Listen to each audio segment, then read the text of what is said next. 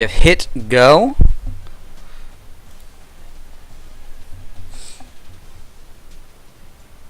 Alright, we are green on YouTube.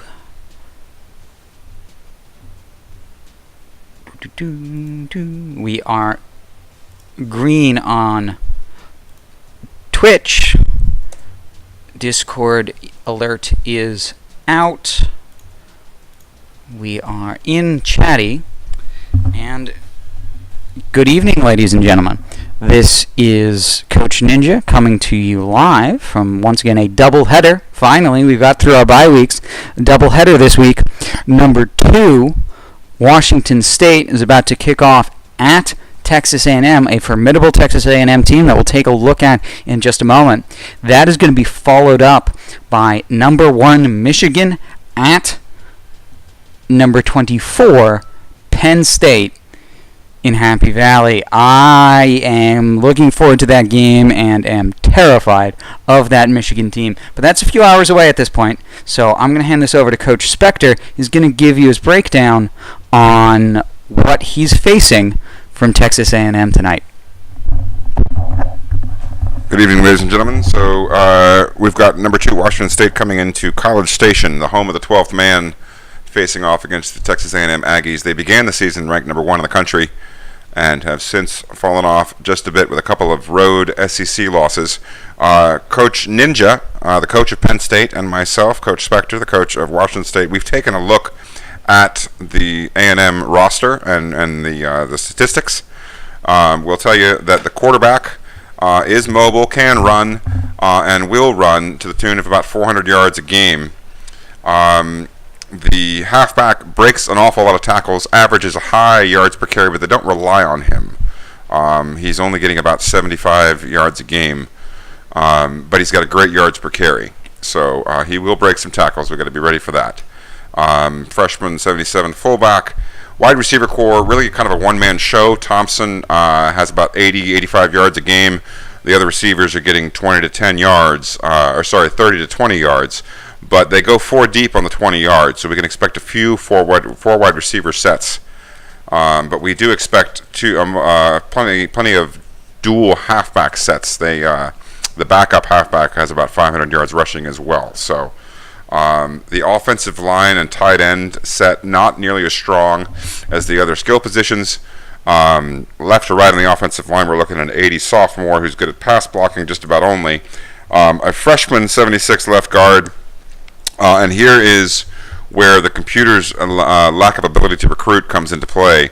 You've noticed it if you played Dynasty mode.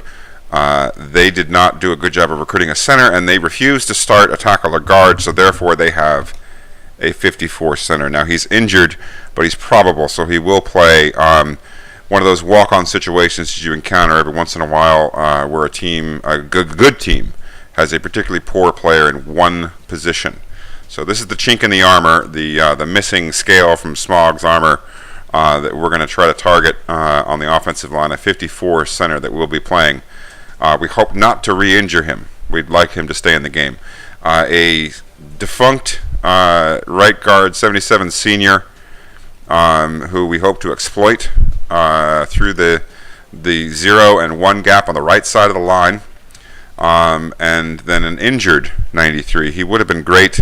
Instead, you have a just okay to pretty good 80 junior at right tackle. So the offensive line suffering a little bit of weakness in comparison to the rest of the team, because as you'll see, the rest of the team is quite deadly. A 90 left end with blazing speed, 93 acceleration, 81 speed, and 90 awareness. He's going to be containing any rollouts to the right for us today.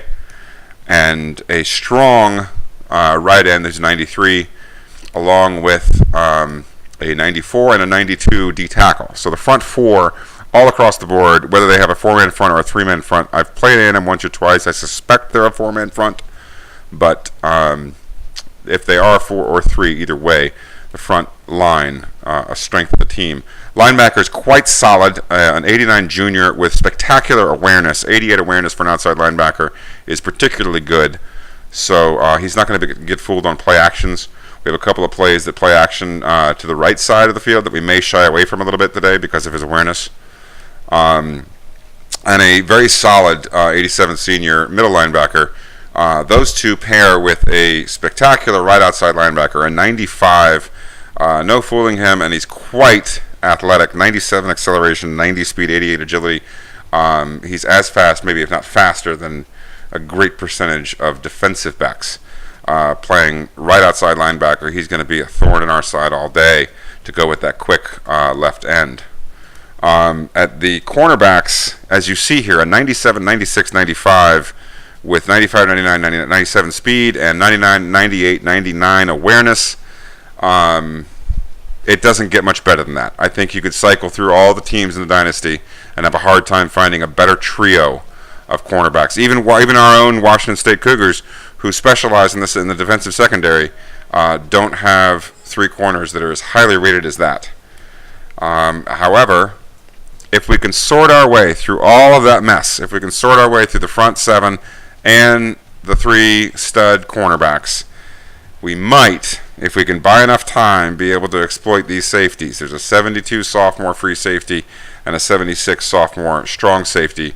They're just a little bit better than average, and certainly lower than what you would expect for a team of this caliber. But again, that front seven, along with those corners, are going to make life very difficult for us in every other manner. So we're not really focusing on the safeties as much because we doubt that we'll be able to formulate a game plan to do nothing but deep stuff.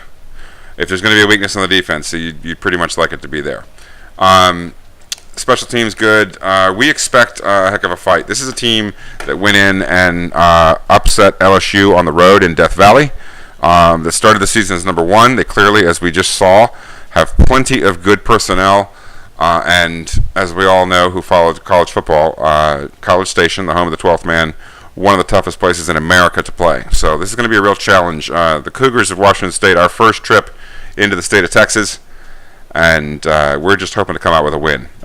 Two-time Heisman Trophy winner Vincent Vega has clawed his way back into the Heisman race and now sits second behind Notre Dame's quarterback, who will be playing later tonight against one of our users, Coach Doc Jocular, the coach of USC.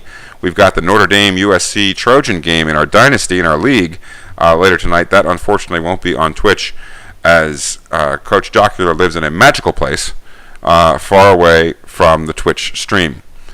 However, Vega, like I said, clawed his way back into the Heisman race and is trying to win his third straight Heisman, something nobody in our league has ever done. We're in our 10th season, our crystal anniversary. We're happy to celebrate that. Vega's a special player, but we're just looking to win. We're not looking for any stats or numbers or anything of the sort. We're hoping to get in, get out, do our job, as the Patriots like to say, of New England, and get out of here with a win.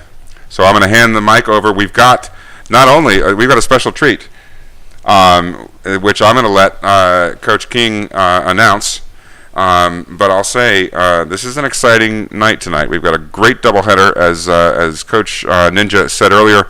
The game following my game will be number 1 Michigan taking on number 24 Penn State. So that's going to be quite exciting as well. So we've got great action tonight. I'm going to pass the mic over to my compatriot at this point. All right, and as Coach Spectre takes a swig and gets his game spinning, I have the pleasure of introducing tonight. I don't have to do this all by myself. I'll have a little bit of help in the booth. Let me introduce the Tony Romo to my Jim Nance, Coach Seawack. Indeed, a man who has played the game, Coach Seawack. Hello, everybody. Glad to be back once again in the booth. This is going to be fun. We're going to have some wacky antics, and we're going to be talking about things, maybe messing around with Coach Spectre a little bit and watching this good game. I have a feeling after watching or viewing Texas A&M's roster, this is going to be a really, really solid game. I would definitely key in on both defensive front sevens in this game, probably to be the determining factor of this game. It's going to be a very, very tough battle offensively. I think there's going to be some fireworks thrown there, but I believe the defenses overall are going to give the edge to either one of the teams. So this is going to be a very well fought battle. Of course, that always comes from Coach Spectre. So I'm just glad to be here, and I'm ready to see this game start. I've been yearning for it all day. Indeed, and in fact, you actually you made quite a trip to get here through the deadly traffic of our nation's capital. Oh yeah. Oh jeez. Oh man. Well, we're glad to have you, and excited to get started. Just glad I didn't get run over getting out here.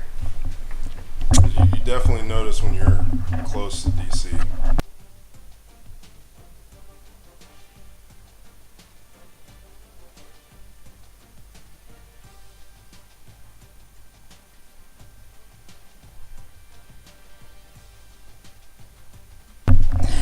Thanks, Doc. If it ever comes up where you know we're muffled or you can't hear us, do let us know, because as I said, we're passing the mic around, so we can do two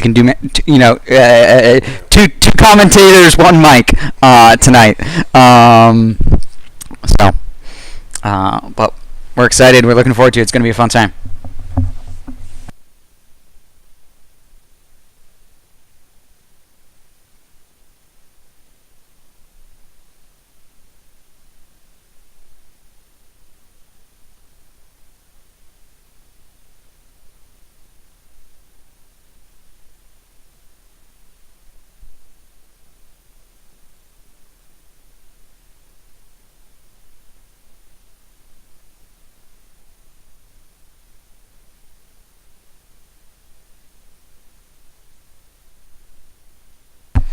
Yeah, we're looking at a Washington State defense that is number 1 in points against, number 1 in yards against, 28th, which is very respectable, just over 200 yards passing, and 32 yards rushing a game, first place by a mile.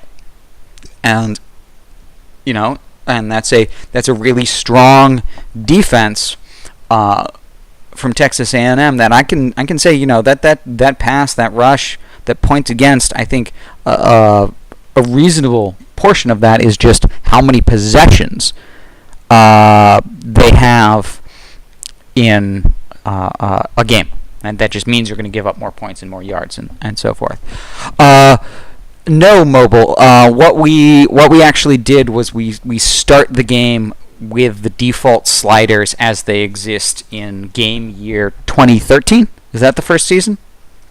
Game year 2013, and so then we recruit from there. So we still have a couple of real people on rosters around the country, but at this point, the bulk of rosters is beginning to be people that were recruited since game year 2013, which is the last year for which we have human rosters. Yeah, so no, we are not using the newest rosters.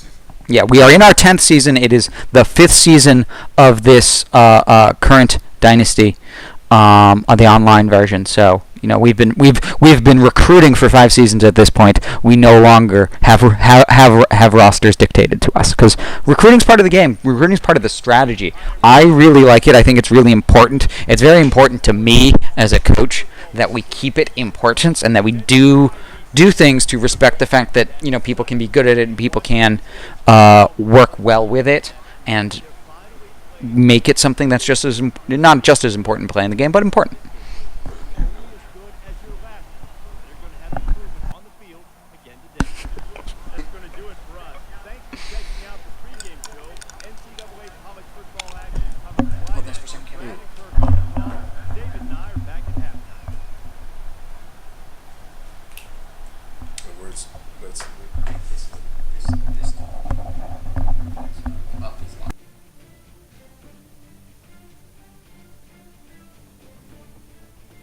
And to back off of what Coach Ninja just said about our recruiting, in our 5th season, I mean, for online, I mean, we've gone through so many changes just about every season, as it has to do with recruiting, and I think we've got it to a point where we now are more focused on balance of play for computers versus users, because there was a big problem earlier on that we were vastly out recruiting the computer. I mean, we were destroying them in all respects. I mean, new players could come in and absolutely demolish the computer. So we've got it to a point where we're recruiting 15 players as maximum, but we've also limited it to the quality of the players, where you can't stack up your roster with a whole bunch of 5 stars, a whole bunch of 4 stars, really good players. We've tried to balance it out as much as we can, but two, it also gives us a little bit of an edge in terms of now we have to really think on what we want to do in the game, and we have to specialize for the types of players we want. And I think that's added a little bit more to our play style. And what you'll see, especially with Washington State, the way he likes to play, he's recruited specifically for that. Yeah, and the last thing I want to say about that before we let Coach Spectre start his game, because we do want to let him do that, is the other thing about it is otherwise you can have a tendency to deforest large areas and not let the AI get as good players, and that's not what we want to do. We want to make it just as hard for the player to go undefeated as it is for any AI team. So yeah, that's it. And now, let's kick off with Washington State at Texas A&M College Station.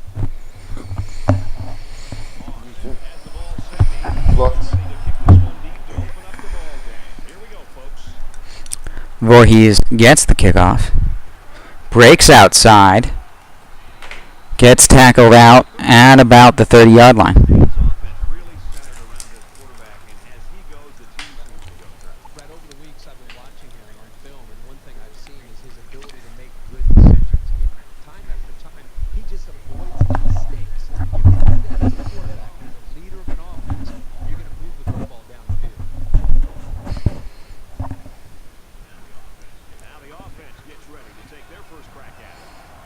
The traditional 5-wide from Washington State.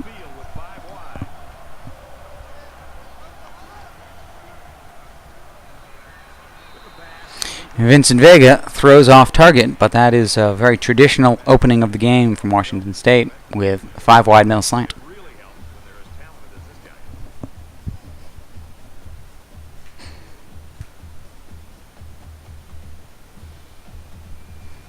Some adjustments there, getting ready for plays later in the game. From their own 33-yard line, it's second down. The quarterback in the gun with 5 receivers.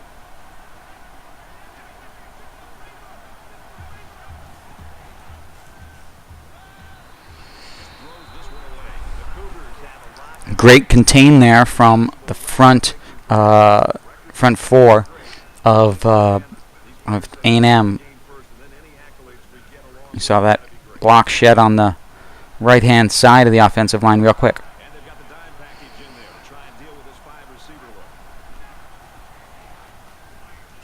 Fires it quickly. Lucky to get away with not having a pick there. Gets to punt it away. We know Washington State, Coach Spectre, an excellent punter. Vincent Vega just throwing miles off target and way up to an unfortunately wide open receiver there. But he's going to have a good punt on the ball. Yeah, hits a low one, gets a fantastic bounce, goes out of bounds inside the 10-yard line. Great punt there. We knew that defense of Texas A&M was going to be deadly, and just like we expected, just like Coach said, he thought he was going to see when we talked about this roster. You see that 2 halfback set from Texas A&M, but it looks like only one of them is in the backfield. Oh no, 2 of them are in the backfield. One was behind center, and that is a fantastic.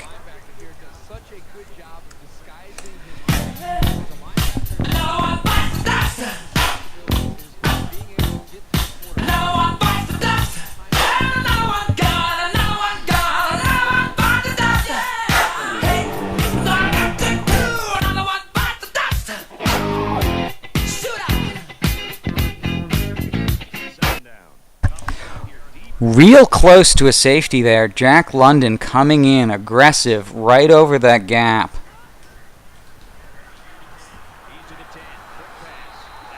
Coach, a little astonished there that Texas A&M called the pass on their own 2-yard line, but it got them the first down, got them out of danger territory. Again, split backs. Passed out of a full house and then followed up with a split back set for 4 yards, running a hurry-up offense. Now, 3 in the backfield. And one of them has to be a wide receiver? Yeah, one of them has to be a wide receiver because they came out with 3 wide receivers and 2 halfbacks. So one of the guys in the backfield is definitely a wide receiver. On 3rd and 2 now. Looks like it's one of them a fullback and then the other halfback. Well, they're With the numbers. We'll have to double check. I think it's 2 halfbacks because remember they haven't had a huddle since they came out onto the field. Right. But that was a really, really big stop after a number of good plays. The 6-yard run was a good play. They didn't catch you off guard, but that was a good play. And now both first possessions of this game end in a punt, and that's a good sign for how inaccurate Vincent Vega was in those first couple of passes.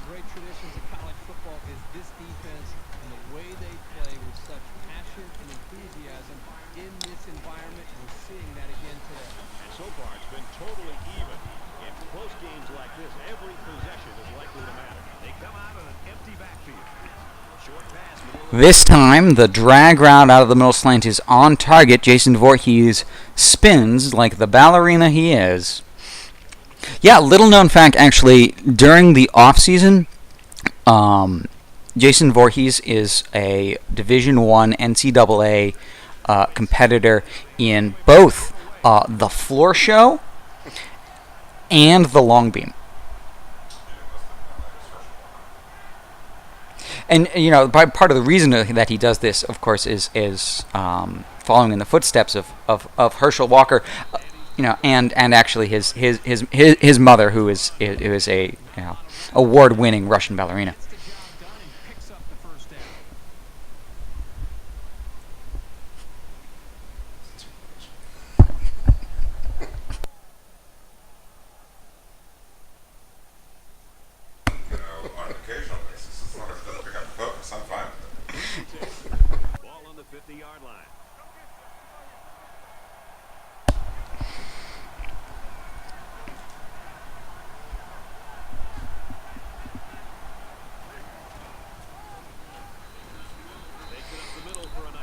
Pauly Shore up the middle gets hit by a defensive lineman coming off of his block.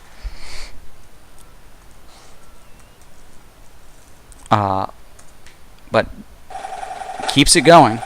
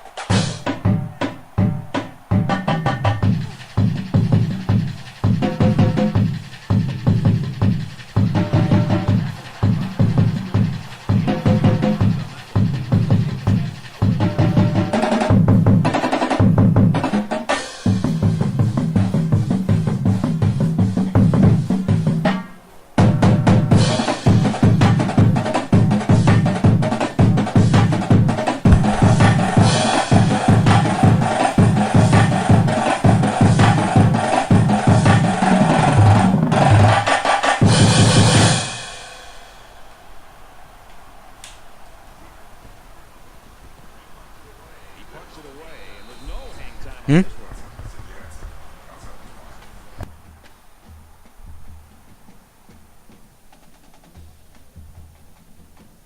I don't think either team has a clear advantage so far. Let's see if they can make some plays and get a little separation.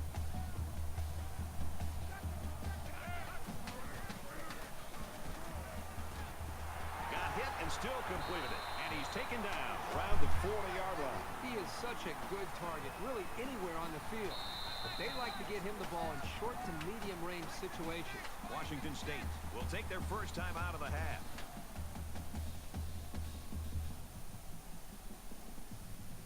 From their own 40-yard line. First down.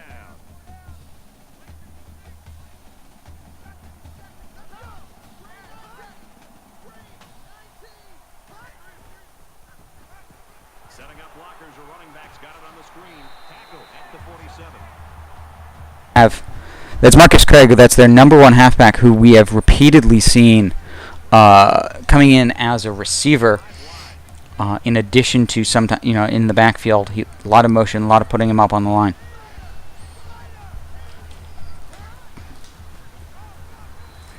But this time he runs up the gut and gets stuffed.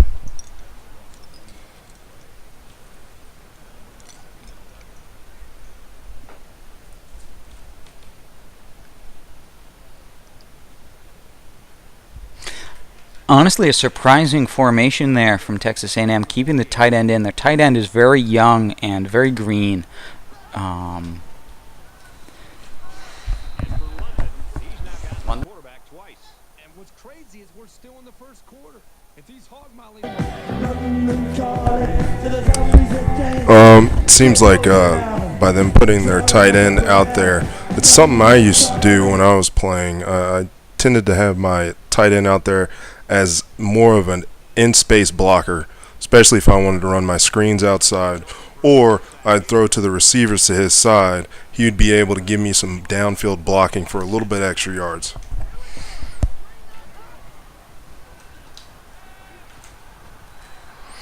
And another great user tackle to again get another punt. A lot of punts in this game. But that's it. That's interesting. I hadn't thought about that because looking at the stats, the tight end isn't a big part of the game. Just looking at yardage. But that's a good point. Putting him out there, as a blocker to disrupt all that stuff.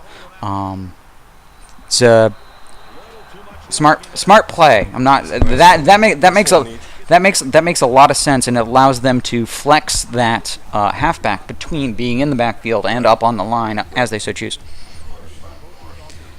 An excellent stop there from Washington State defense. This is, I'm sure we're going to hear this sound tag in just a second.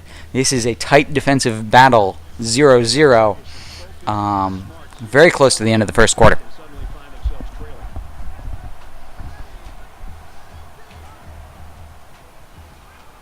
Scrambling around.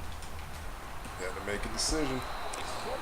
Real close decision. A couple of guys who had some windows that were opening, that were closing. Where was his feet? Where were the defenders? Because those Texas A&M defenders are fast. As a great throw to Voorhees. Now, part of the thing about that is what Voorhees was doing.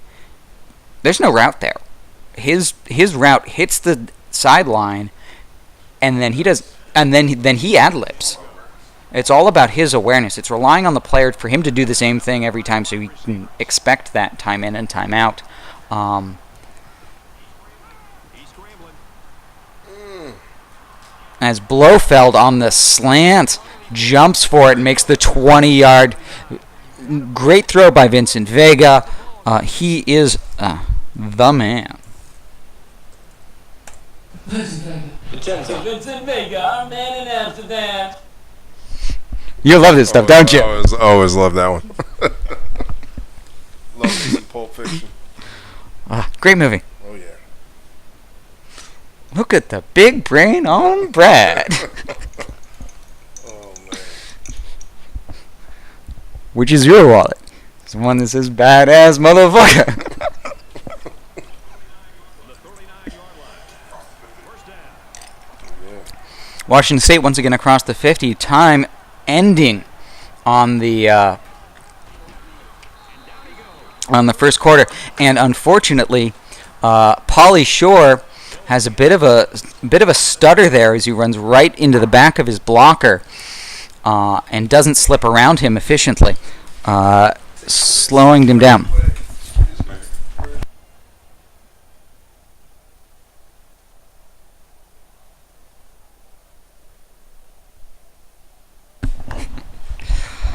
All right.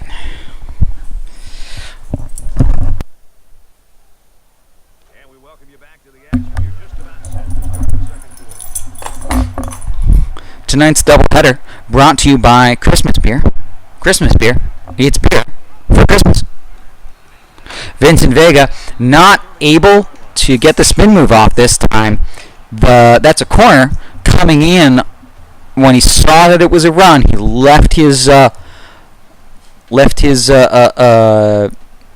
coverage assignment and came in and stopped the run for 3rd and 4. As we know, really good corners there. Texas A&M, not a surprise that he was able to make the smart play. The sub package in there defensively. This 5 wide receiver set.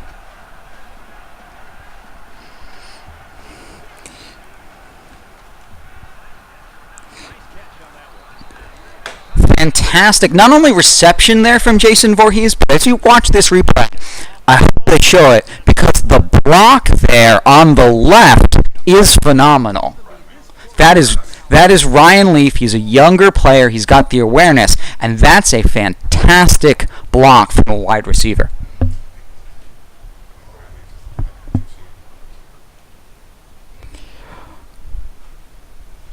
That's okay. The only thing I will allow for that to not be heretical, Leon, is if they watched Die Hard, because Die Hard 1, yes, is the greatest Christmas movie of all time. But it's also great the rest of the year because it's Die Hard 1. Second and goal, I believe, from the 7 or the 8. From the 5, I'm told. From the 5, I'm sorry. Well, then they are heathens, and they deserve no mercy. Purge the heretic, purge the Xenos.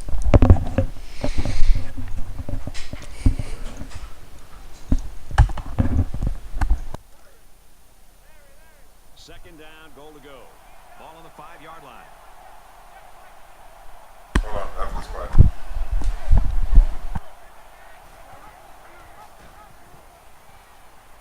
Touchdown, Washington State.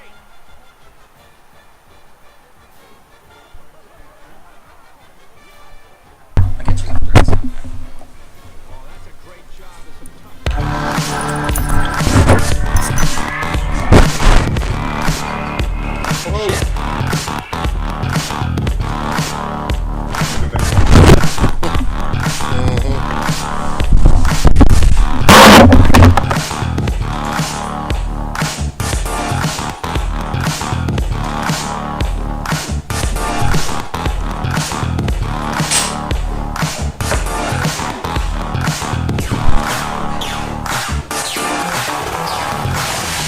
Washington State is up by 6. You're going to smell like sweet nectar for a while, I guess. It all got on you. Here's an update from the studio. Let's take a look at scores around the country. The Cougars unleashed their aerial assault in 5 A well-spent timeout there in order to slow that down, disrupt the no huddle, turn it around, get the first points of the game, get a touchdown against a very tough Texas A&M team. No, Leon, if you remember a few weeks ago, I asked you, hey, remind me that you suggested I make sound effects of, and you did not suggest Final Countdown, so I forgot about it. But that's also not something we do outside of a 2-minute drill in the 4th quarter. Which is to say, if I wasn't announcing, I could probably make it by the end of the game. I could probably make that sound effect by the end of this game if I wasn't announcing. But hopefully we'll have it around soon. Doc, Jocular, you did. I remember it now. Boom! That is 3 sacks for London there. This guy is such a tenacious, fierce player. Very hard to stop. Another one bites the dust. Another one bites the dust. And another one gone. And another one gone. Another one bites the dust. Yeah. Hey, gonna get to do. Another one bites the dust. Shoot up. Here after that sack, it's 2nd and long. Yeah, no. Jack London has a thing against knees. He thinks everybody should be birds. They should go the other way. Their knees should bend the other way. He's actually, Jack London is actually in school to be a actually an orthopedic surgeon, and one of the reasons his some of his real dexterity play is so good is that he's learning how to do arthroscopic surgery in order to fix ACL tears, MCL tears, things like that. But he needs more subjects. So I thought it was too. It looked like it. that really looks like a fumble. That's a little bit of the total there. But a great 4th down. Yeah, that's a great 3 out there. Great 3 out.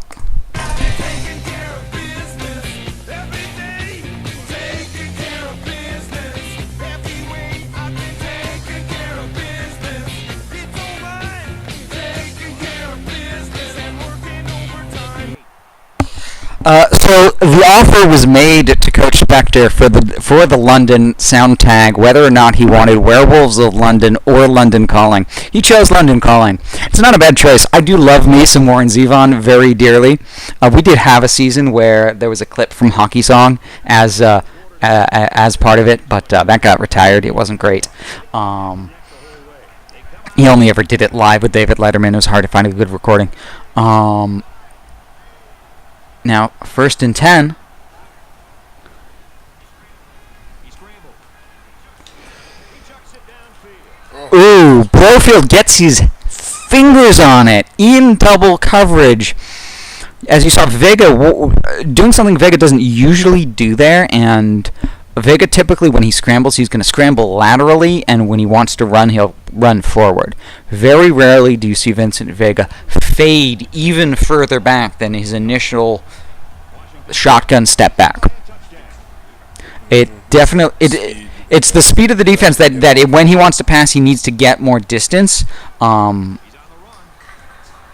yeah, again, more speed right there. You see 3rd and 14. Thankfully, the Washington State defense been playing great all day. Oh yeah.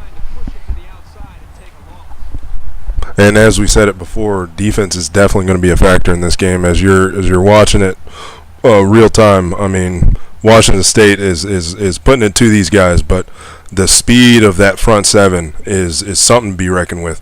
I mean, if you watch the midway routes, the shallow routes, those linebackers, because they're so smart and because they have such acceleration, quickness, and speed, they're able to keep up with those slot receivers. It's making it very hard to get a short game, mid-range game going, because that D-line, I mean, as you're seeing right now, they're proving their worth right now, and it is making it real tough. But as you know, Washington State has something for him.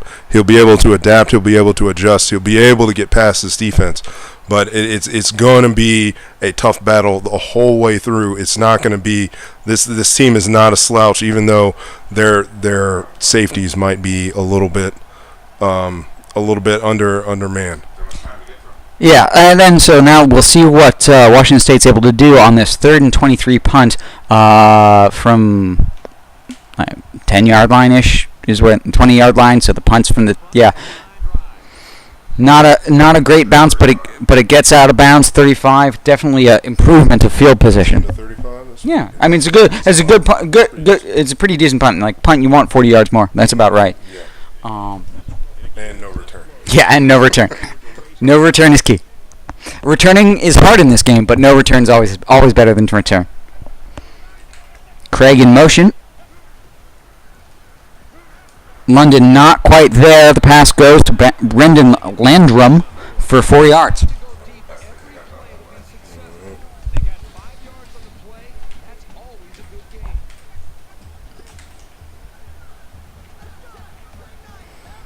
You see Craig in the backfield right now. Takes the handoff. Takes 2 men to take him down, but he only gets 3 yards. It is 3rd and 2.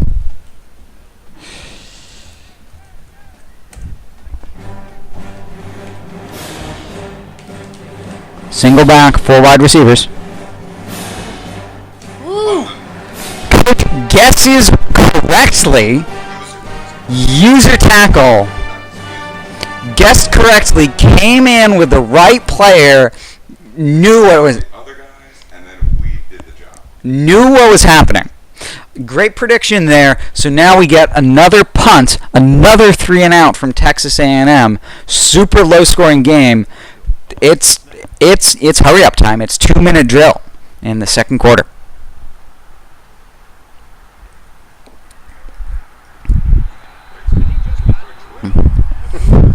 London able to break 1 tackle, not 3. That's not surprising. It is hard to break 3 tackles, especially when 4 of them happen at the same time.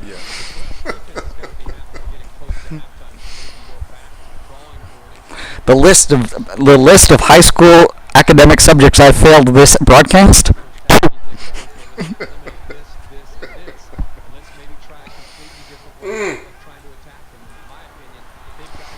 Voorhees again. The spin move gets away from the first one, but he's still spinning when the second guy tackles him. Looks like we're only getting a 3.2 from the Russian judge, but you know what? It does get 18 yards, and that's more important than what the Russian judge thinks tonight.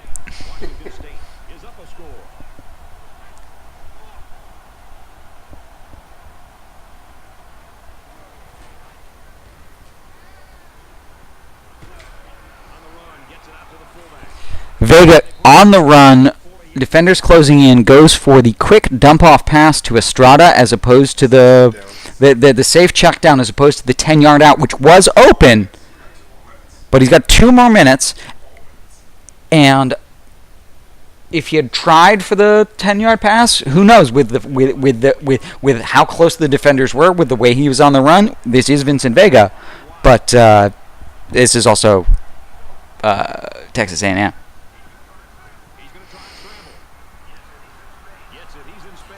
Great grab there by Ernst Blofeld, right in the right window. Good play call there. Caught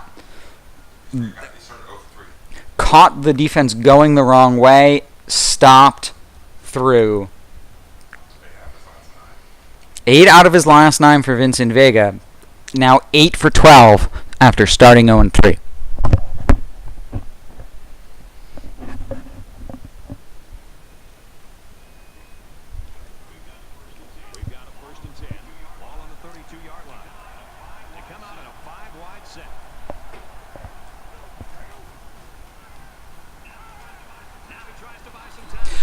But this time, couldn't get outside of the defenders like he could last play.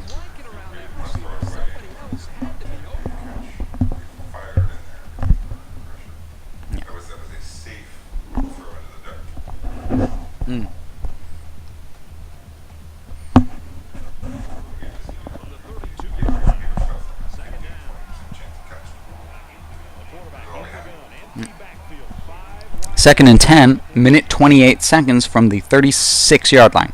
37.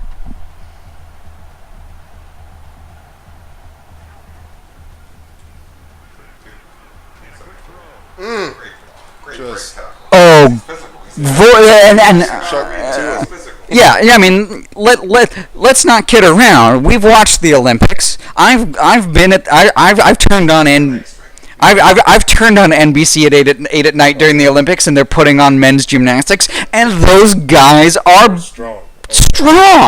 Buff, can move. Like those guys can move, and they've got and then just like Voorhees there, they've got the shoulders to throw you, and that's exactly what he did. That's what helps him when he does the rings. Mm-hmm. It's the same muscles. Oh yeah.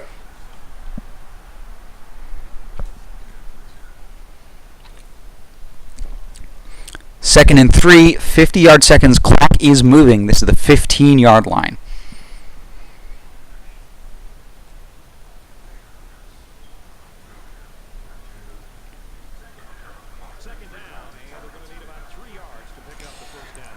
McLean is coming in.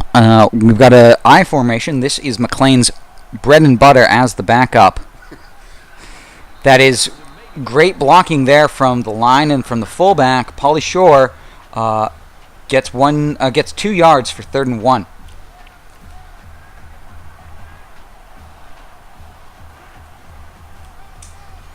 And on the follow-up, Alan Rickman gets 4. And we can see the hurry up here. Looks like, yep, McLean is going to spike the ball. 14 seconds left on the clock. 2nd and goal.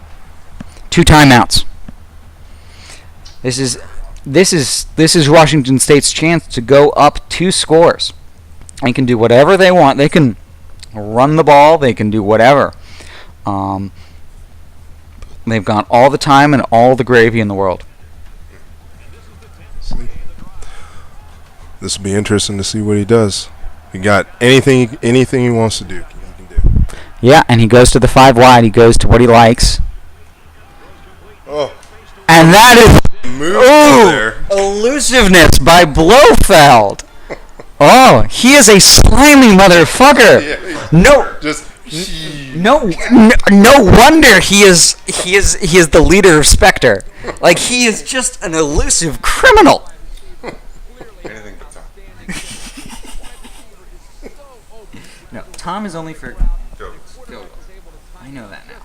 Hey, but By the power of Grayskull.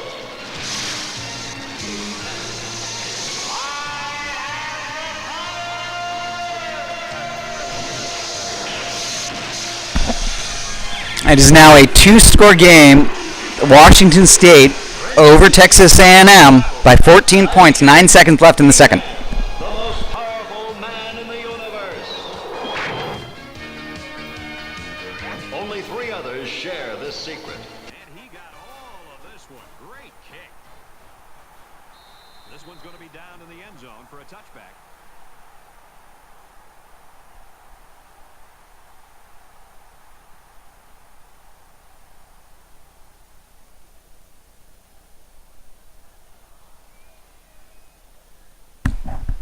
It's going to take a second. My colleague here is on the floor laughing. Apparently he hasn't been paying attention when watching these previous streams. But you know who clearly has been paying attention? The defense of Washington State, as they stop Marcus Craig after only 1 yard. It's now halftime. We might have a pretty good game on our hands after all. Washington State's lead is 2 touchdowns. Hi, everybody. Glad to have you with us on the EA Sports NCAA Football 14 halftime show. A&M playing excellent defense, but the offense not able to move this ball against Washington State's defense. And Washington State, powerful defense. Oh yeah, and we knew it was going to come down to the defenses, and Washington State. I mean, that blitz from London is just brutal. I mean, if you give him just a couple of seconds, he's in there. It sends people flying. Sends people flying. And like you said before, he's trying to give people backward knees. 39 yards of offense after this sacks. That is. Unfortunately, I'm going to have to ask you to let them have a couple hundred yards of offense because I really need to get my defensive coordinator a job somewhere else. Yeah. we have to continue. We got to continue. We got to keep it up. Here. I need these So as we're going into this halftime break, couple of things. If you are just joining us, it's a very, despite the score, it is a very well played defensive battle. Both teams. Texas A&M really can't handle the blitz from Coach Spectre. They're having a lot of trouble getting passes off, and when they do get passes off, their desperation check down throws or desperation throws to the sideline, a couple of screens here and there. They've been trying to move personnel kind of all over the place. They put tight ends in the kind of in the slot formation, either into the trips or to the twin side as a slot receiver, trying to get some extra blocking out there, trying to give them some extra time. Their offensive line really isn't doing much for them with that blitz from Spectre. He's able to gobble them up real quick. And when they do get decent plays, Spectre's linebackers and secondary are always in the right place at the right time, and he's being very, very stingy with giving them yards. And as this game continues in the second half, I feel the key to victory here, or the key to keep things going, is if you got things that are working, you don't change them. Why would you? It makes no sense. So if he keeps playing the way he plays, he's going to keep racking up what he needs to do. Washington State has been playing well this whole game. Expect to see Texas A&M to probably try to change some things up. If the game gets a little out of hand, maybe they shut down, maybe they change up. Who knows? But in the second half, expect, because they have a good coach and they have a good team, that they're going to try to do something different. And this is going to be a very interesting second half going forward.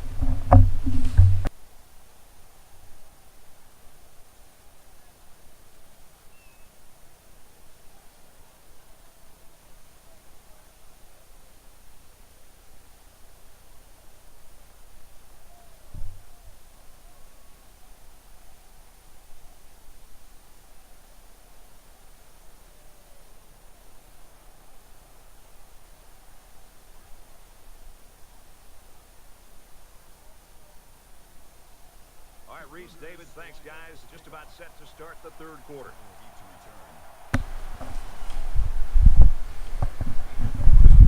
A&M receiving.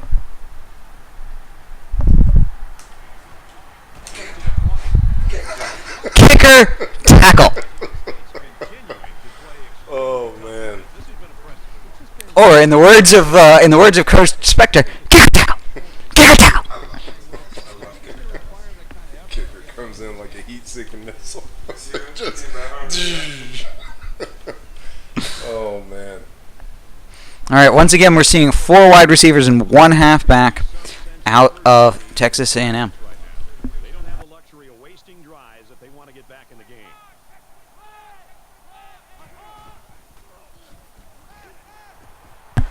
Ooh, and right off the hands of the Washington State defender there. But great job getting real close to the quarterback with the diving tackle from, again, Jack London.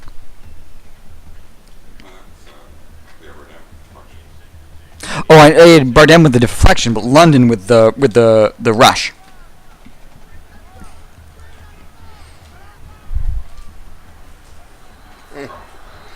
Again, another rushed pass off of his hands and spun around, and 3rd and 10. Just try to get you. Why don't you huddle up? You like your no huddle? Take a seat.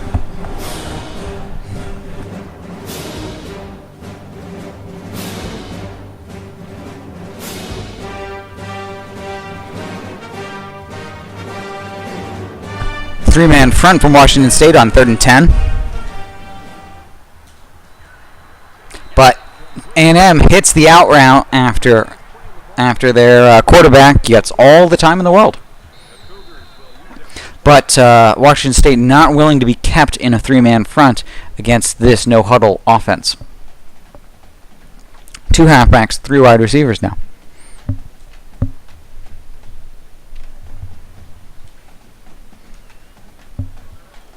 From their own 35-yard line. First down.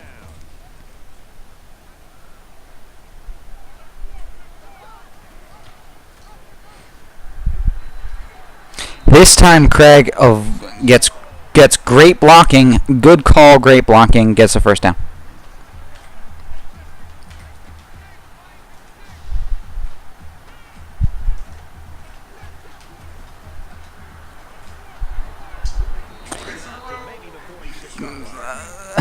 But trying to do the same thing twice in a row gets 0 yards on the second attempt.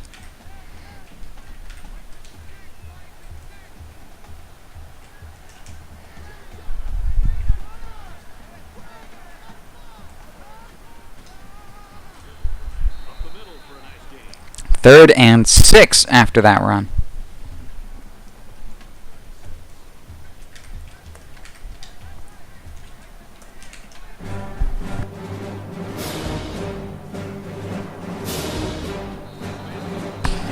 Washington State reads the screen, moves everybody over, no yardage.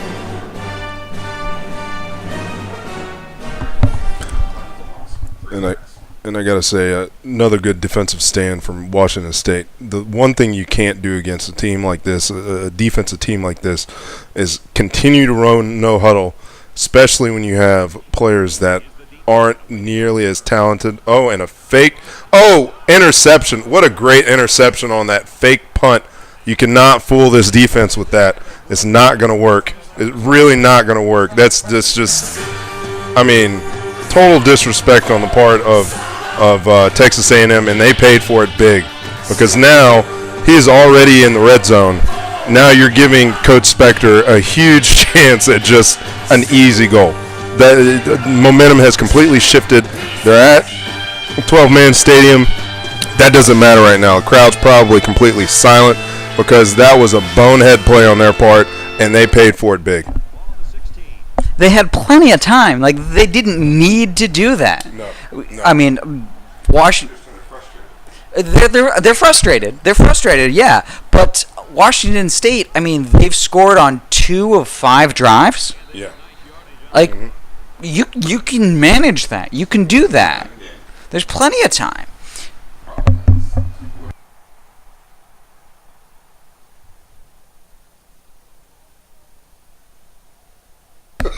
That was not the right place to look for that answer. This time, 3-man front from Texas A&M, 2nd and 6.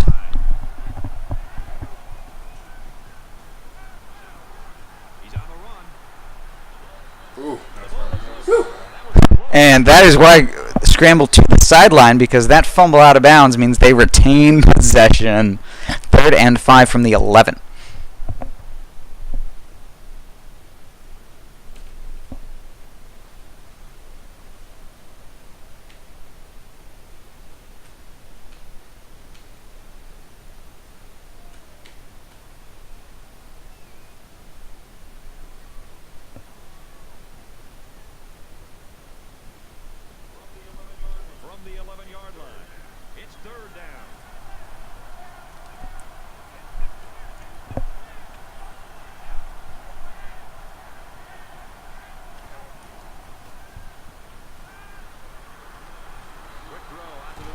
Voorhees slips the first tackle and runs it into the end zone.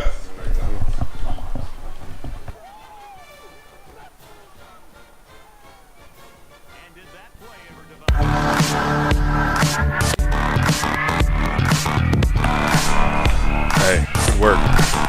And as I was saying before, you don't give a team like Washington State University an opportunity in the red zone to start an offensive drive that just ends up in 6 points for them easy. Now, the biggest mistake I think Texas A&M is doing right now is that no huddle offense is not working in their favor. They need to just go ahead and quit it because it's making their players too tired against a very, very tough defense. When you're playing really good defenses, going no huddle is usually a big gamble because especially if you can't get anything going, you're going to end up making mistakes. And then if you make a bonehead play, if you don't make a bonehead call like that coach did and hand the ball over like that, now he's down 3 scores to 0. It's going to make it very, very tough for this game to even get close again. So Washington State is completely in the driver's seat. Right now, he can do whatever he wants to do. Yeah, and I mean that's something that I learned for a number of years trying to punch above my weight at UConn and FIU. If I slowed that game down, and then it forced a lot of other teams to play hurry up. Right. But I knew, okay, yeah, you can do that. But if I make sure you have bad field position, then it doesn't matter that your average defensive player is 4 or 5 or 7 points higher than mine. I can let you have 40 yards and then make you punt. Right. Bend, don't break. And that's exactly what Washington State's been doing all game, as we now see Texas A&M come out in a 5-wide set. Behind by 3 scores, they're going to change their playbook a bit. They're going to be pretty pass happy and pretty aggressive. And at this point in the game, you're exactly right. They have to get an answer now, so they're getting desperate, as you can see it. They have to get something going. They have to get something positive for them, or else, I mean, this game is completely over. There's still plenty of time left, so we can, as you can see, another smart call by Coach Spectre, stopping that no huddle crap right before it even starts. It's a really smart move, especially if you're on defense. It saves your players, especially if you are in a defense that may have gotten beaten in the previous play, or in a defense that you don't like for whatever formation they're playing in, to go ahead and set yourself back up for success. As you can see there, the rush by London, he's been on fire all game. I mean, he's coming through like a damn heat-seeking missile and just blowing up the quarterback. I really feel bad for that quarterback.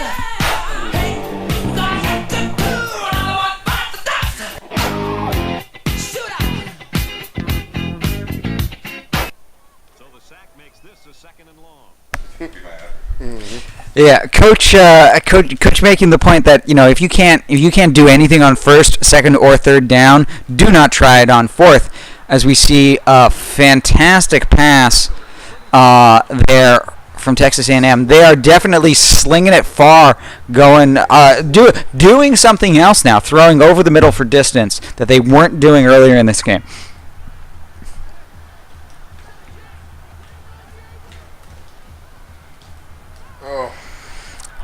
As we see Ginsburg get the interception. Go! He slips the quarterback. Great blocking makes it a pick 6. Give me some of that. Great blocking makes that the pick 6.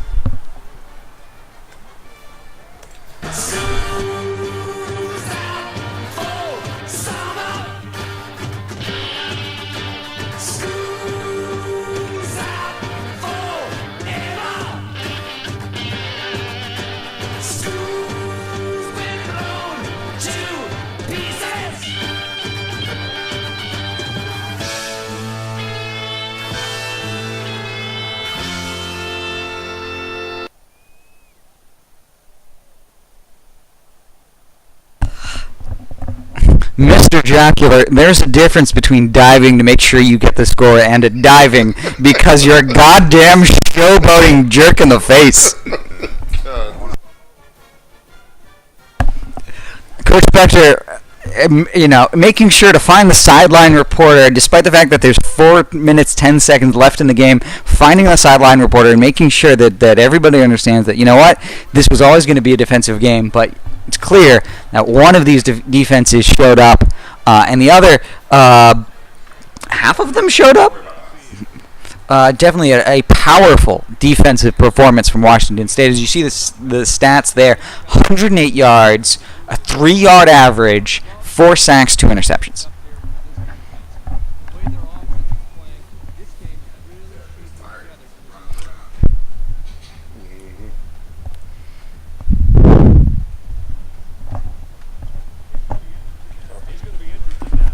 And I just want to add, don't listen to Kirk Herbstreit. He's just a dick and a half. Don't listen to him. You got the 2 best commentators in the world right here. We're gonna give you how it is. Kirk, he gets it wrong about 95% of the time.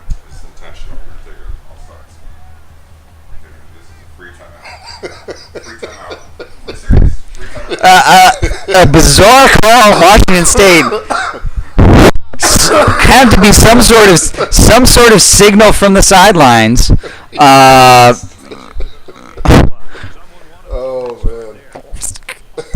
I don't know if that's unsportsmanlike. No. What it looks like, that's that's offsides, 5 yards. Clearly intentional. The player must have seen something from the sideline. The coach was shouting something on the sidelines. I'm not sure what it is. It sounded like Aramaic.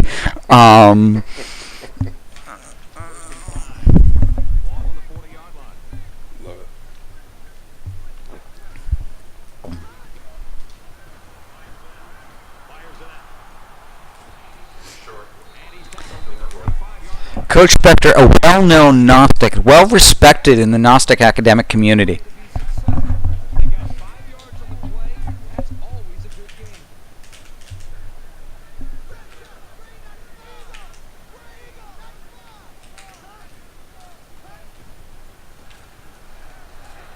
That play really doesn't make sense. They're running a lot too. This play that Texas A&M keeps running, flaring or motioning out the halfback, and then having him to try to come and block people in the middle, it really makes no sense. If you're going to flare out a halfback like that, put him on a route. Don't bring him back in to block because he's going to be at a disadvantage to any guys that are blitzing in the middle. It makes no sense.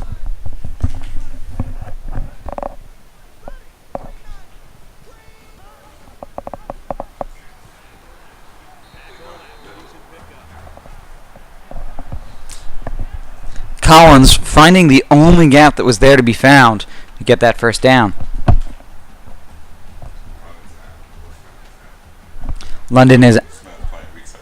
Jack London is out. Will Smith is in, playing weak side linebacker. As we see a flag on the play. Roughing the passer there from Will Smith. Oh, Barry White. Oh, Barry White there. I think his voice got too much. This is the drive with which the computer tries to fuck with. End the shutout. Gotta have a stand up defense here from Washington State. They've got a very good kicker that can totally make it from this yardage.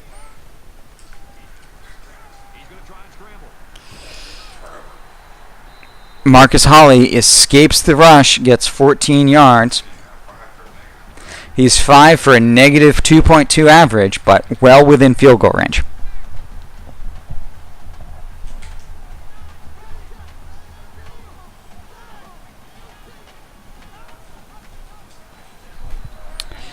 Defensive tackle there, getting off of his block to get Al Green getting the tackle.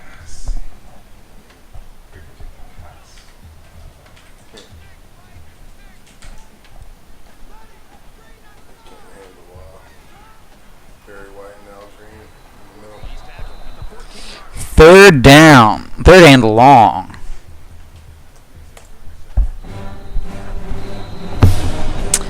Washington State calling their final timeout.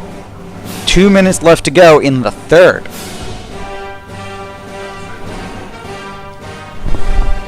Yeah, this is a smart move, trying to give his players some rest before this big third down attempt, trying to keep the shutout going. We'll see if it pays off in the end.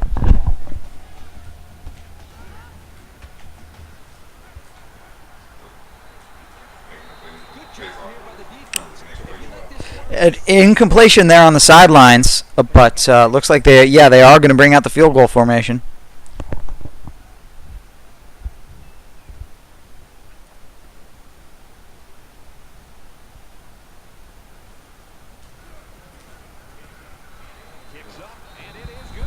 And there goes the shutout, but not surprising against a well-stacked team, even if they're not ranked, like Texas A&M.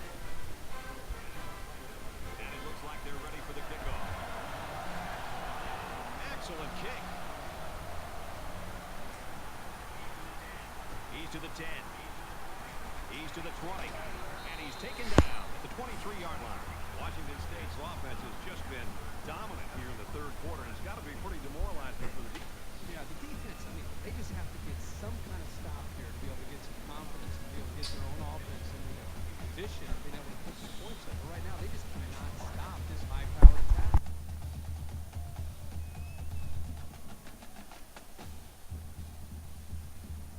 Well, the guys are chomping at the bit down there, waiting for the game to start back up. Washington State is winning big.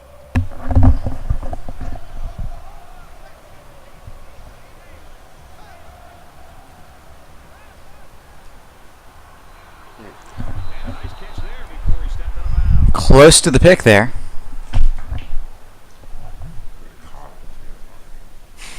I'm waiting for you to get some yards. Still caught it.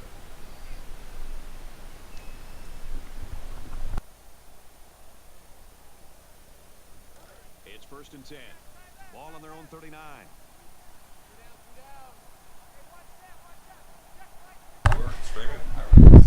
Look at it again. Yeah. Yeah, me and Coach both surprised. Tony Romo here, Coach Seawack caught it, but both Coach Spectre and I thought he went out of bounds, but no, that was a good catch. Tried to tuck it and run. On that play, it was definitely the right move as he got the first down after a nice game.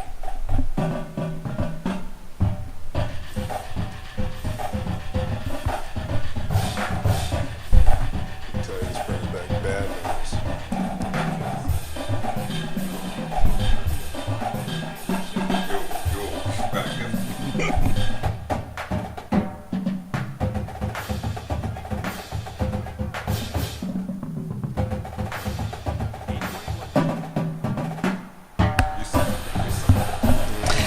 It was just a matter of whether or not Vincent Vega could get himself enough time, because Blofeld was open. Blofeld was gonna be open.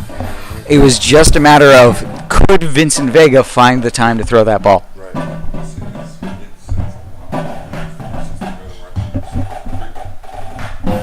It is saying quite a lot about this Texas A&M defense that we are seeing a lot of receptions by Washington State's third look, Ernst Blofeld. From the 29-yard line. 1st down. Washington State in control.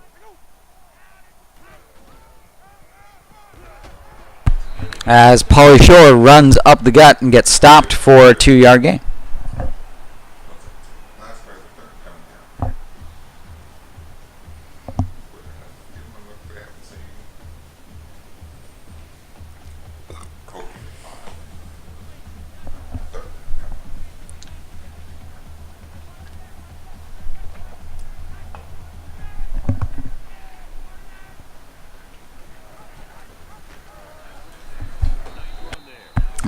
Great 6-yard run there by Vincent Vega on the designed quarterback play. Last play of the third quarter.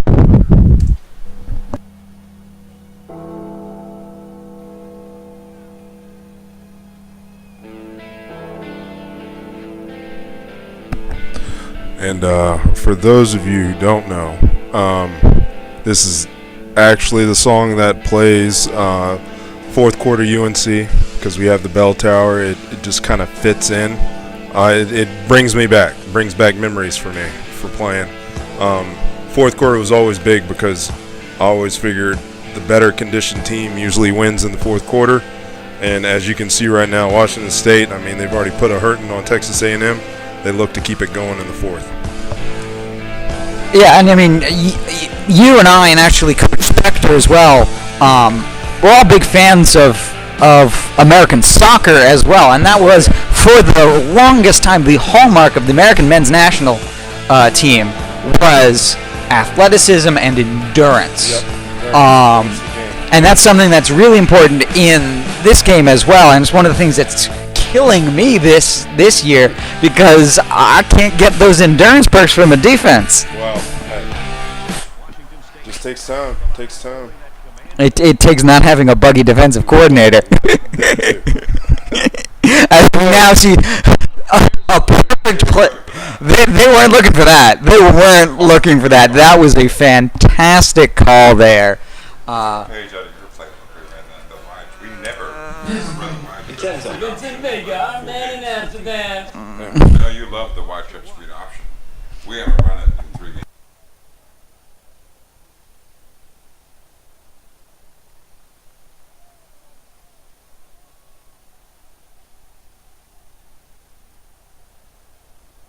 By the power of Grayskull.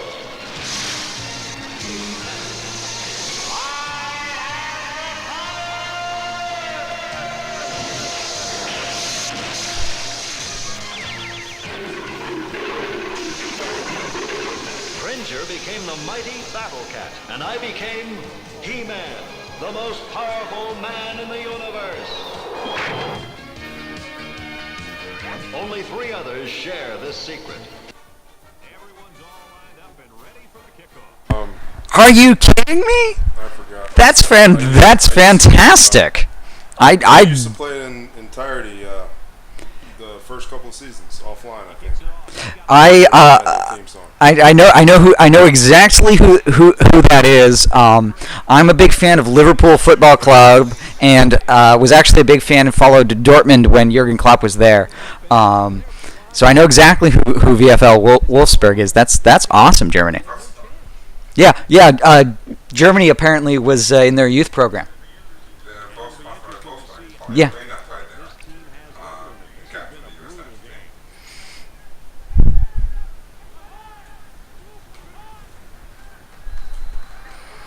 Again, we're another. Yeah, not. Coach Spectre here, giving us a few facts about Wolfsburg and Claudio Ranieri, because he, as a big fan of DC United, VW. Was also a sponsor of DC United for a very, very long time. Interestingly enough, Germany, I'm sure, knows this, but Wolfsburg, along with Bayer Leverkusen, only 2 teams allowed to be owned by corporate corporate entities at this point in the German Bundesliga, because a lot of the teams were originally founded as athletic clubs for corporations. Indeed. Oh, and a miracle catch there for a long yardage for Texas A&M, 3rd and 10. Despite being mid-tackle, no more timeouts for Washington State. They're caught in the quarter. Not even that the quarter was a bad decision for that kind of play. Right. Probably not. It depended on a miracle catch. This is like them trying to get a touchdown. Watch out. Well,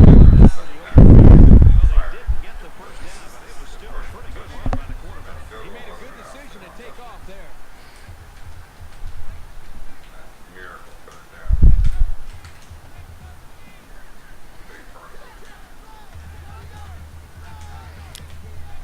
Miracle 3rd down and a sack and a very good. Oh! And a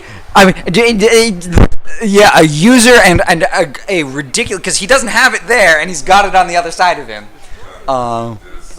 Second effort there. That was a fantastic user pick.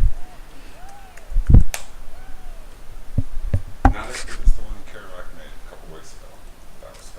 That was special. I misspelled school, except the fact that I have already failed English today, so I can't fail it twice. That was a massive play, keeping A&M out of the end zone. Just under 6 minutes left to go. Vincent Vega takes the handoff in the read option to get to 2nd and 3. Now, I'm a offensive lineman by heart, and I watch the line play a lot, but I gotta say, if a defense decides to blitz with a safety, you're gonna have a rough time going against an offensive lineman. Just saying. Texas A&M, they're trying to throw everything out in the book, but you can't bring down some soft safeties and think you're gonna stop the run. If you're putting them in the middle, those offensive linemen are gonna eat you up. Washington State is just gonna run over this team. They have a very good offensive lineman. They've been blocking well in the pass game, the run game. You can't blitz soft guys. You can't blitz small guys up there against this team. It's just not going to work. Texas A&M obviously is just trying to throw the book at these guys, trying to get something going. It's not working. The whole momentum's in Washington State's favor.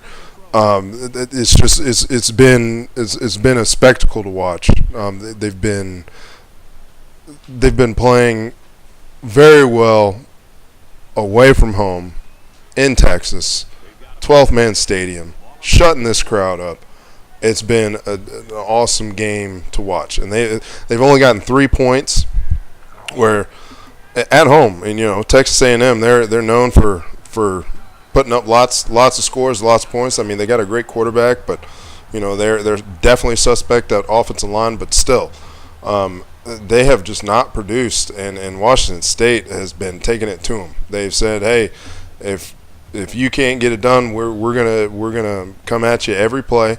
We're gonna hammer you out, and we're gonna force you to try to beat us. We're gonna force you to try to beat us. If you can't bring your A game, we're gonna tear you up, and that's what they've been doing all game.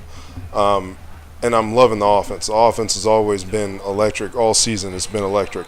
It's really hard to contain Vincent Vega. Now, obviously, you're seeing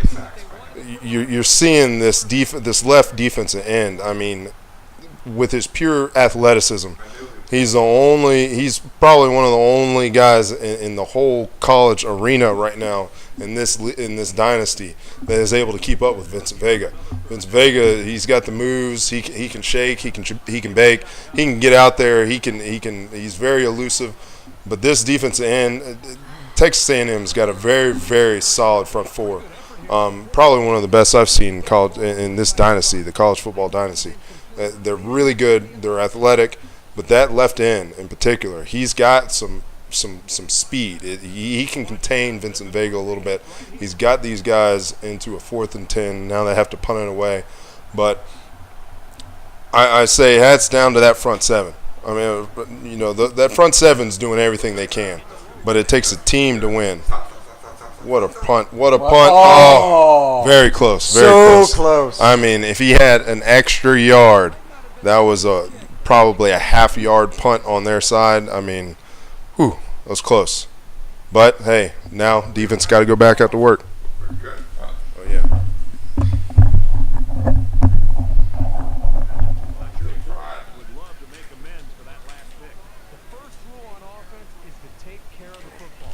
These guys need to remember. Speaking of taking pride in the punt team, as Spectre just told us, you guys got to realize there are 3 phases in this game that can win you a football game. If you win 2, you have a very good chance of winning the ball game. You have offense, defense, and special teams. A lot of people, especially even in real life football, people don't take what was that? Hold on a second.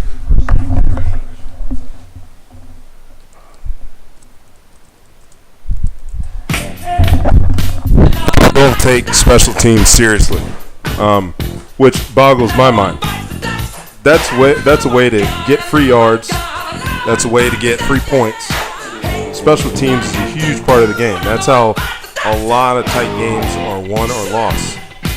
And it even more so in this game. Now, in this game, field goal blocks are really an impossibility. I don't think I've seen one yet. Have you seen one, Coach Spectre? And Coach Spectre is as many games as he's played, and many games as I've played, as many games as Coach Ninja has played. There hasn't been one. There hasn't been one field goal block yet. But punts, returns, all very, very important in this game. Field position's huge. Getting points when you're using guys that may not necessarily be your starters, giving you a little bit extra rest time for some of your starters on your defense and offense. That's a huge part of the game. And recruiting guys that are athletic and that can perform those different positions is a big part of the game too. And that you have to take that into account. You're not just recruiting for 2 teams, offense and defense. You're recruiting for 3, offense, defense, and special teams. It's a really big part of the game.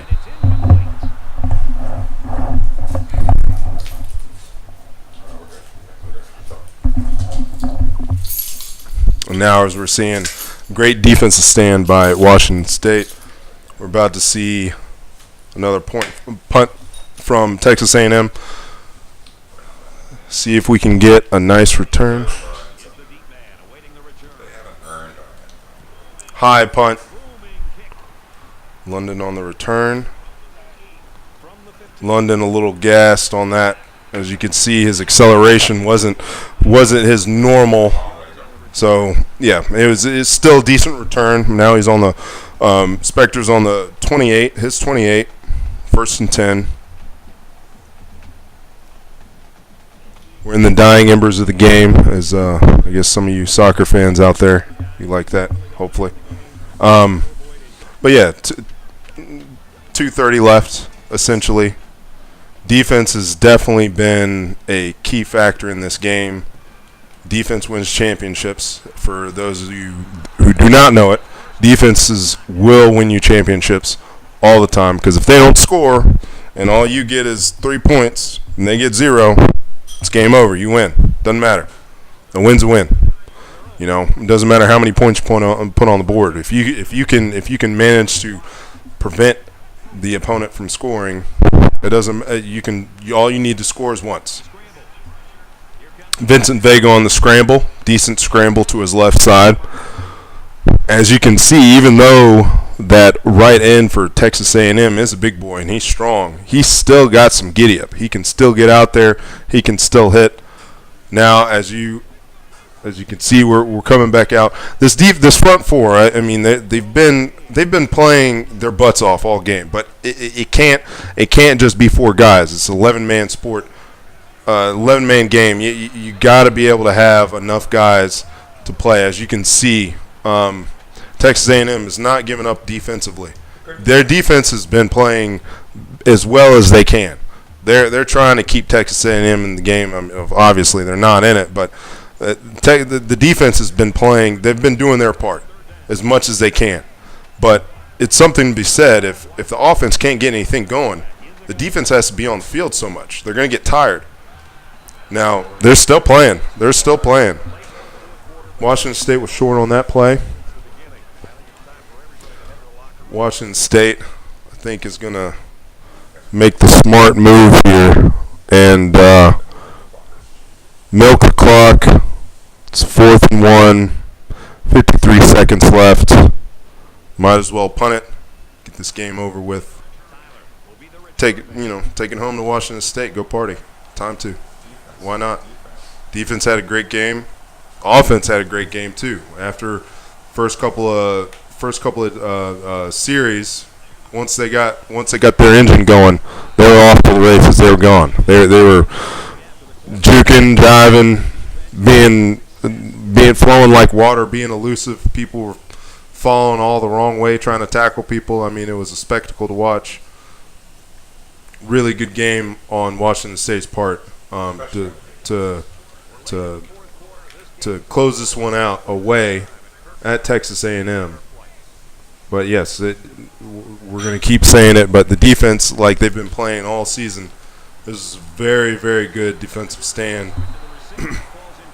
As you can see, Texas A&M, they're throwing everything they can, just nothing's connecting. It's been that way all game. That quarterback's been under pressure the whole game. His throws, of course, are going to be off. Washington State had a really good game plan coming in. They knew what they were facing, and they knew how to attack it.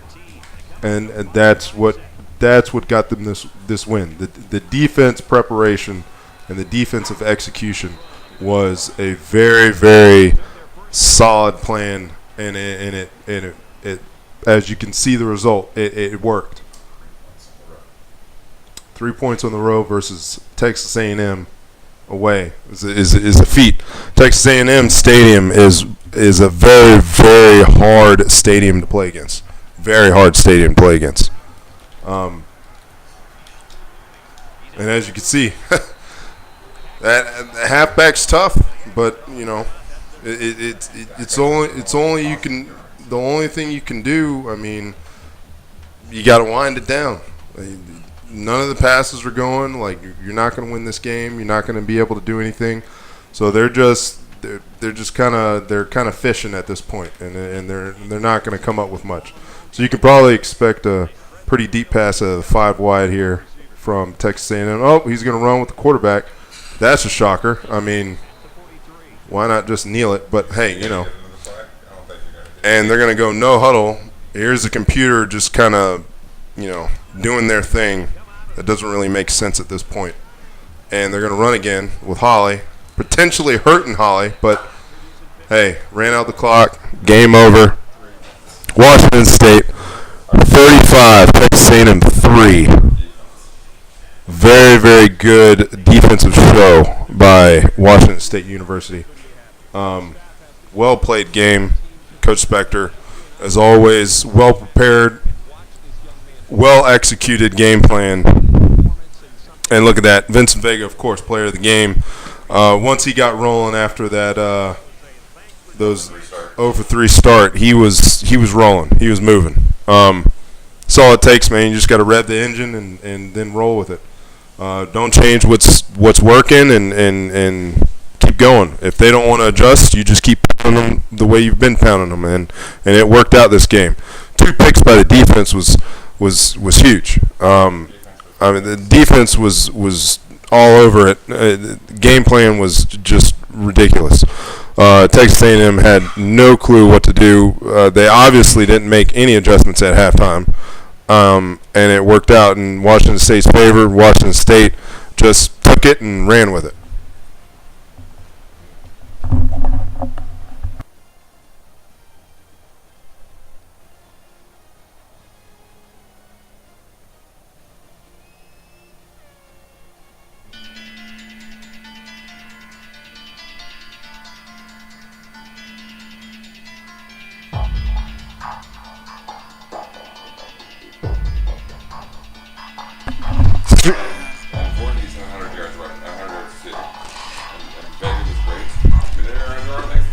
Yeah, absolutely. Fantastic game there from Washington State. Tremendous defensive performance on the road at A&M. Really, 3 points against a team that has that kind of offense is impressive. But also Voorhees, 100 yards. Vega, another great game. Going to keep him in Heisman contention. It was exciting because and a couple of picks there really important for maintaining the control that Washington State had on the game. The second half was about they played good defense. They kept Washington State under 300 yards, barely. But it was a game about control, and Washington State had more control of the game.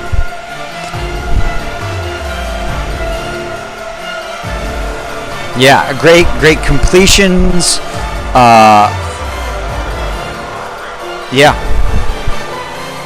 Just a fantastic overall game. Well managed, well played game from Washington State. Oh yeah.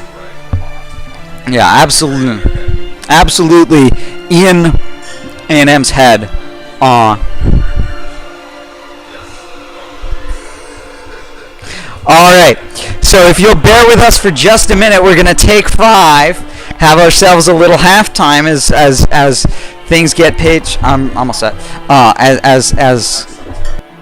Yeah, 5 sacks by London. That's massive.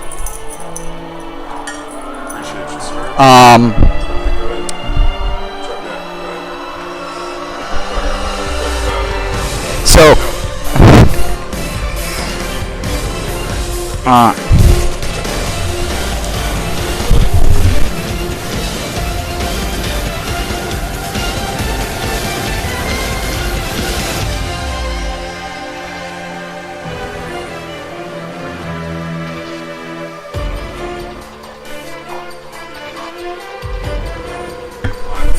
Yeah. No. It was Bardem on the fake punt. It was Bard. Move it. Yeah, we got a foamy 6-pack.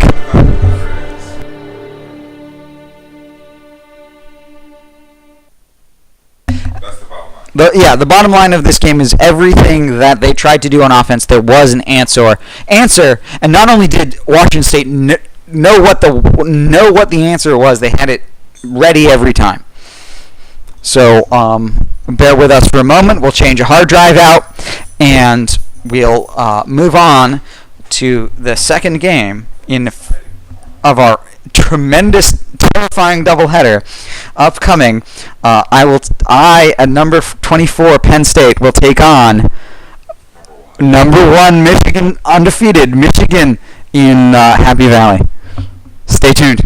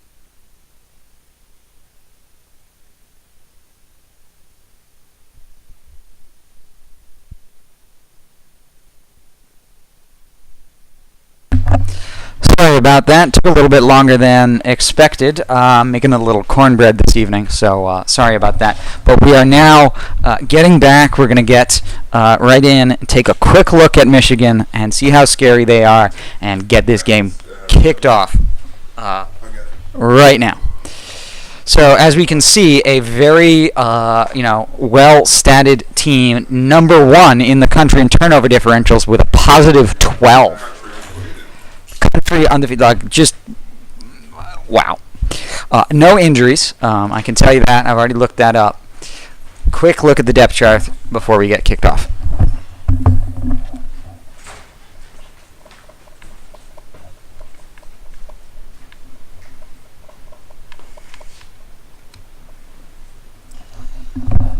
All right, Ray Jones, impact player, number 11, also a.k.a. Tyler. 222 yards a game passing, fantastic. 42 yards a game rushing, also fantastic. He's going to be able to do both, run, ball, pass the ball. That is a 95 halfback. He's got 80 yards a game and 40 yards receiving, backed up by a 94 halfback, 60 yards a game, 10 receiving. So they use both halfbacks. They use both of these guys. Expect to see some more splits this game, but they definitely passed to Chavez. Fullback 78, a little bit, and a little bit. Wide receivers not as good as the passing, but 82 yards to the first receiver, 30. Oh, that was wrong. I went in the wrong direction. I hit B instead of hitting something else.